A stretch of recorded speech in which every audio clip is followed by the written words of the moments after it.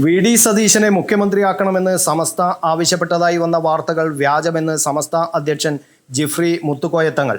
മുഖ്യമന്ത്രിയെ തീരുമാനിക്കേണ്ടത് കോൺഗ്രസ് ഹൈക്കമാൻഡാണെന്നും മുഖ്യമന്ത്രി ആരായാലും കുഴപ്പമില്ലെന്നും ജിഫ്രി മുത്തുക്കോയത്തങ്ങൾ പ്രതികരിച്ചു.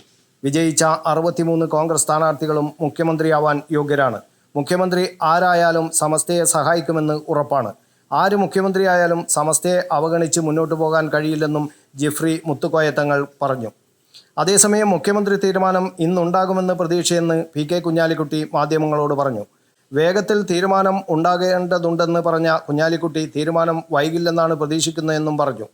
സോണിയാഗാന്ധി ലീഗ് നേതൃത്വവുമായി സംസാരിച്ചിട്ടില്ലെന്നും കുഞ്ഞാലിക്കുട്ടി പറഞ്ഞു.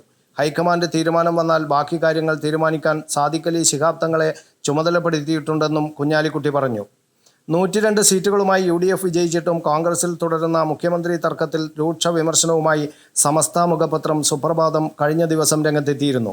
കോൺഗ്രസിനെ ജയിപ്പിച്ചു വിട്ടവരോട് പ്രതിപത്തിയില്ലെന്നും പാർട്ടിക്കുള്ളിലെ തർക്കങ്ങൾ തീർക്കാൻ ശേഷിയുള്ള നേതൃത്വമില്ലെന്നും സമസ്ത മുഖപത്രം സുപ്രഭാതം കുറ്റപ്പെടുത്തി.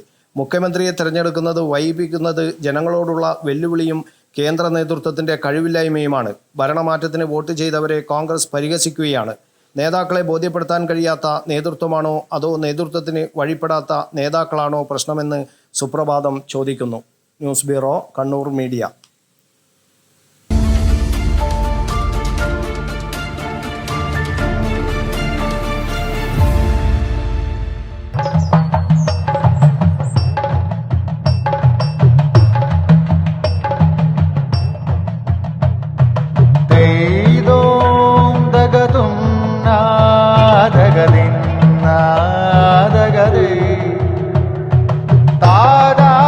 Relax. Redefine yourself.